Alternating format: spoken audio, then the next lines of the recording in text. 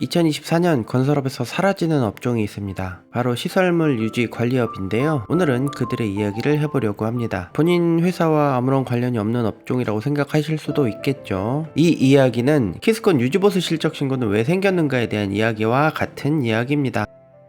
2022년 3월달에 제가 건설업 업역개편이라는 영상을 올린 적이 있는데요. 2021년도 2월달에도 올렸었고 2020년 3월달에도 똑같은 내용에 대해서 3번의 영상을 올렸는데요. 이 영상들을 비공개했었던 이유는 다소 정치적인 이야기와 어떤 특정 집단에 관련한 이야기들이 포함되어 있었기 때문에 제가 굳이 이런 이야기까지 할 필요 없겠다라는 생각이 들어서 영상을 비공개했었습니다. 그래서 이 시설물 유지관리업에 대한 이야기를 처음부터 끝까지 다 이야기해보려고 합니다. 2022년에는 건설업 개편이 있었습니다. 어떤 생각을 했을까? 한 가지 업종만 하는 건설업자는 망한다. 빨리 파악하셨던 분들은 여러 개의 업종을 같이 등록하던가 종합건설로 업종을 갈아타던가 어떤 조치를 취해야만 했습니다. 1년의 시간도 지나지 않아서 2023년 1월 달에 키스콘 유지보수 실적 신고라는 게 생겨요.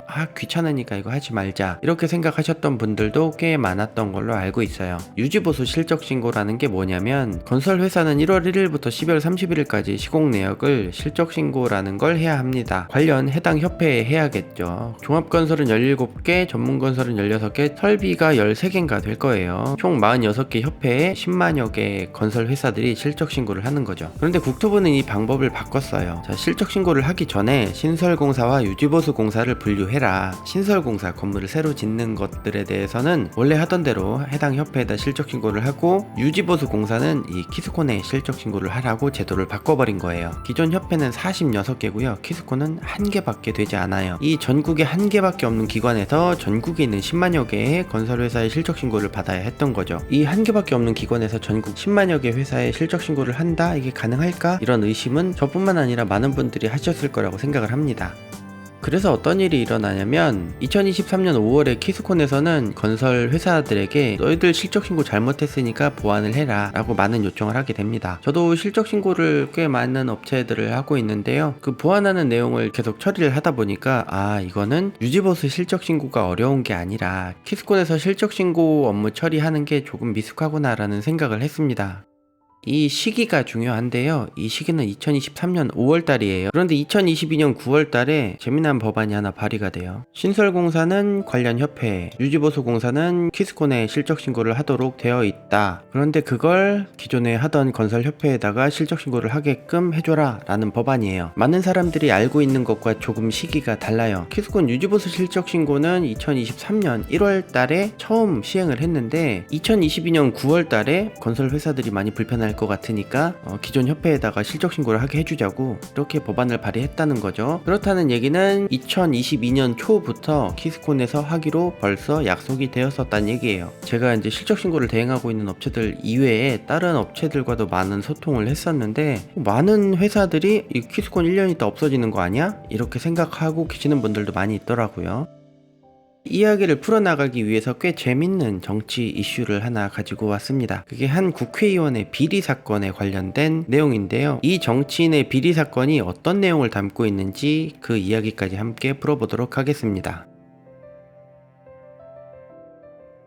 재벌집 막내 아들이라는 드라마를 꽤 재미있게 봤습니다. 그 이야기가 오늘 스토리와 너무나 닮아 있더라고요. 재벌집 막내 아들이라는 드라마를 모티브로 이야기를 풀어나가 보도록 하겠습니다. 자, 1970년대로 가보죠. 우리나라에는 건설업 가문과 제조업 가문 두 개의 가문이 있었습니다. 건설업 가문에는 3명의 자식이 있었어요. 건설업 가문의 수장, 이 사람은 이름이 국토부입니다. 젊은 시절에는 건설부라는 이름을 사용하기도 했죠. 어머니의 이름은 건산법이에요. 규정을 정하는 일을 했습니다. 첫째 아들 이름은 종건이었는데요. 종건이는 머리가 좋고 사업적인 능력도 뛰어났어요. 둘째 아들 전문이 같은 경우에는 머리가 그렇게 뛰어나진 않았지만 한 가지 일을 잘하는 대신에 여러 가지 일을 한꺼번에 하는 그런 부분에서는 부족한 부분이 있었습니다. 그래서 별명이 단종이라고 불리웠어요. 자, 셋째 막내딸 본인의 이득만 추구하는 그런 사람이었던 것 같습니다. 3명의 자식의 성향을 너무나도 잘 알고 있었던 아버지 국토부는 건설업 계약건들은 장남 종건이가 다 맡아서 하도록 해. 그리고 동생들에게 이를 공평하게 나눠주도록 해라 라고 이야기를 합니다. 1970년대에는 저기 높으신 분들, 정치하시는 분들이 고속도로 관공서 짓는 일, 이런 일에 건설 가문을 불러서 일을 시키다 보니까 이 건설 가문이 우리도 돈을 벌고 싶은데 라는 생각을 했겠죠. 강남의 논밭으로 이루어진 땅들을 싼 값에 매입해서 아파트를 짓게 됩니다. 당시 지었던 유명한 아파트로는 대치동 음마아파트, 압구정 현대아파트 이런 거 있겠죠. 그렇게 돈을 버는 거에 대해서 정치인들이 그렇게 달가워하지 않았어요. 정치인들에게 돈을 갖다 바치면서 명분을 만들어 갔죠. 이게 노원구 상계동 사진인데요. 한자촌에 있는 사람들을 다 쫓아내고 노원구라는 동네가 새로 생긴 거예요. 지금 현재는 서울의 3대 학군으로 통하는 지역이기도 하죠. 그렇게 건설업은 하나하나 발전했는데 건설업에 대한 기술은 그렇게 발전하지가 않았습니다. 그런데 전 국민을 분노하게 만든 사고가 있었습니다. 그게 바로 성수대교 붕괴였는데요. 성수대교 붕괴 이전에 여러 개의 사건들이 있었음에도 불구하고 이 사건을 왜 분노했냐면 사망하신 분들 중에서 어린 학생들이 있었어요. 아무런 죄도 없는 어린 학생들이 어른들의 욕심 때문에 왜 사고를 당해야 하는 거지? 전 국민이 분노했었던 거예요. 건설업에 한 획을 긋는 사고가 되어버립니다. 만 1년이 되지 않아서 또 한 번의 사고가 일어나는데요. 이번에는 건물이 무너진 거예요. 성수대교가 토목공사라고 하면 이번에는 건축공사에 문제가 생긴 거죠. 이 두 개의 사건 이전에는 돈과 권력으로 어떻게 이슈를 막아보려고 했지만 이 두 개의 사건만은 돈과 권력으로도 민심을 막지 못했던 거죠. 이 아버지는 비행기를 탔습니다. 해외로 가기 위해서.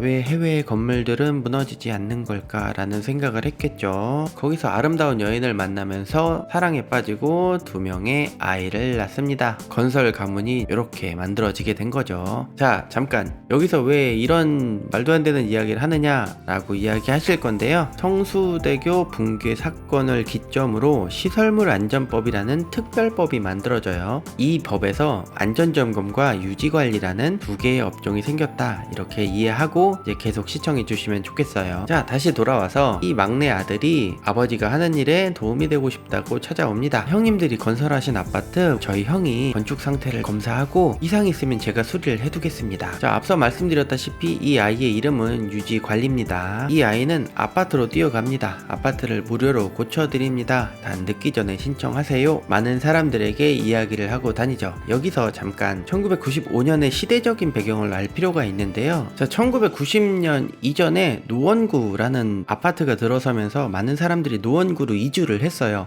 내 집 마련의 꿈을 이루어주는 그런 지역이 서울 노원구였습니다. 이 노원구가 개발되고 난 이후에 다음에 만들었던 게 경기도 성남 분당이라는 동네에 아파트 단지를 지으면서 서울에서 살던 사람들이 경기도 성남시 분당구로 몰렸던 거예요. 그러니까 이 분당이라는 곳은 지방에서 살다가 돈을 벌려고 상경했던 사람들 입장에서는 내 집 마련의 꿈을 이루어주는 동네? 그런 동네였습니다. 많은 사람들이 입주를 준비하고 있었던 시기였어요. 그런데 그 시기와 맞물려서 삼풍백화점이 붕괴돼 버린 거야.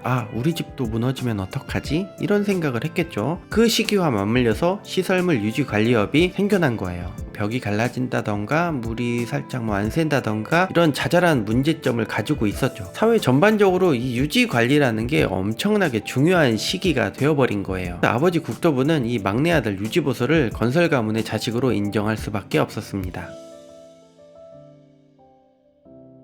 그래서 1997년 이 막내 아들 시설물이는 이 둘째 형님 전문의 밑에서 일하는 시설물 유지 관리업이라는 새 이름을 얻게 되죠. 막내 아들이 기특했던 아버지는 이 앞으로 이 완성된 건축물 이거 다 시설물이한테 맡기도록 해라.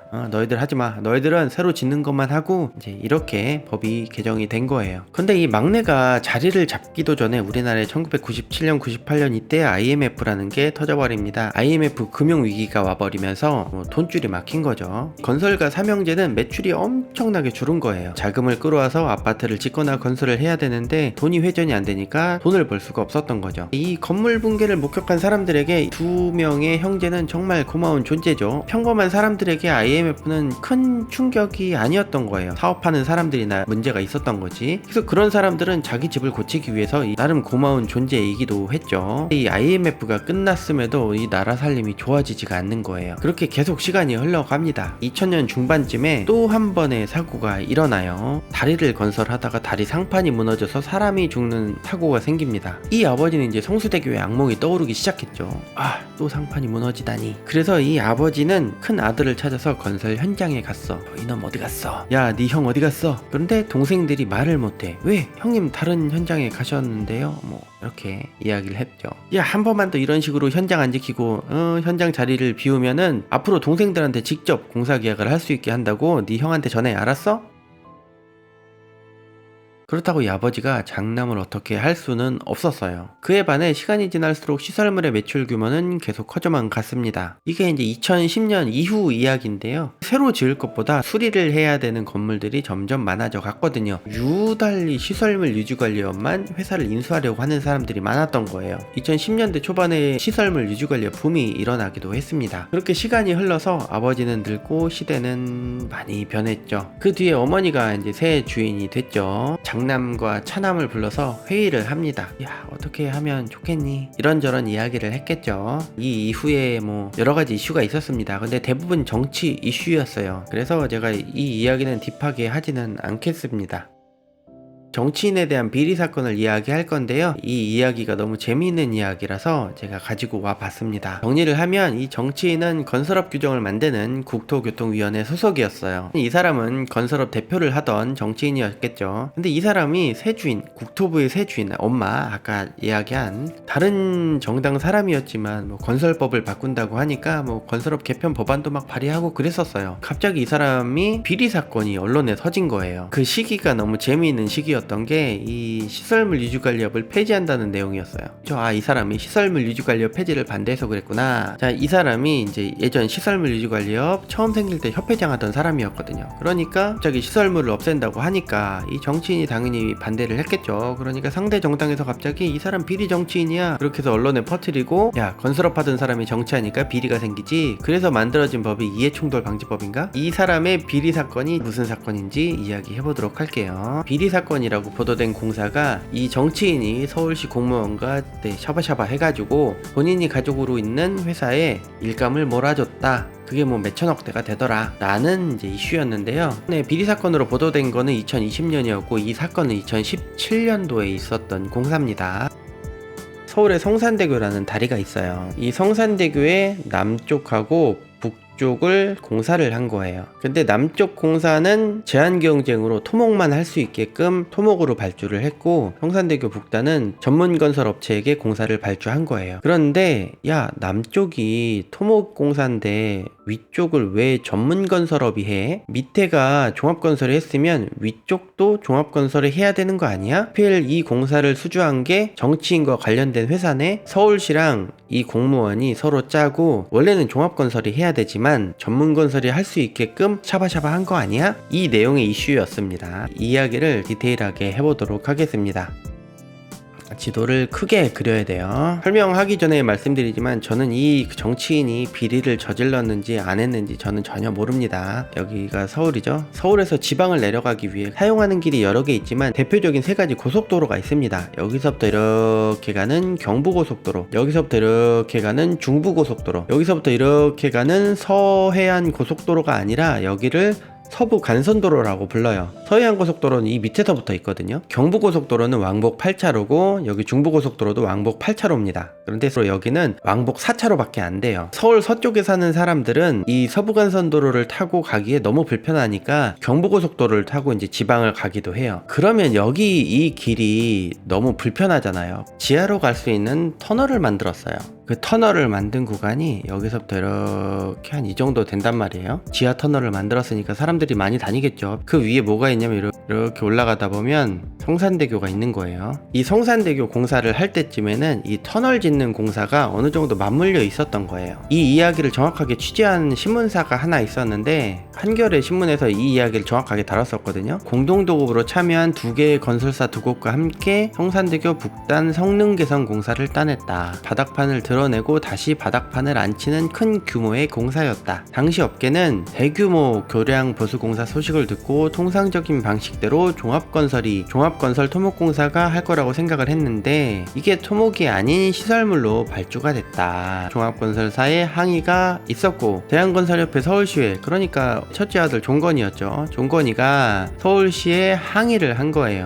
해당 공사는 종합건설 업무 영역이니 시설물 유지관리업이 아닌 토목공사로 발주해달라. 그래서 협회 관계자 장남이 대형공사를 전문건설업으로 냉경을 못 봤는데 공고 보고 깜짝 놀랐다. 그런데 성산대교 남단공사 남쪽은 토목만 할 수 있게 제한경쟁으로 발주가 됐다. 이거 북단이나 남단이나 같은 공사인데 왜 이거를 전문으로 냈냐, 이렇게 해서 이제 비리 사건이 발생하게 된 거죠. 이 이야기를 서울시청에서 제대로 답변을 해준 거예요. 성능 개선 공사다. 누가 하는 공사냐? 시설물이 하는 공사다. 북쪽이나 남쪽이나 다 시설물이 해야 되는데, 그러니까 여기도 시설물, 여기도 시설물이 해야 되는데 성산대교 남쪽은 서부간선도로 지하터널을 뚫는 거 아니냐. 그래서 종합적인 관리가 필요하다. 여기도 시설물이고 여기도 시설물로 발주를 해야 되는데 하필 이 밑에가 종합건설이 와가지고 토목공사를 하고 있는 거예요. 그런데 얘랑 이제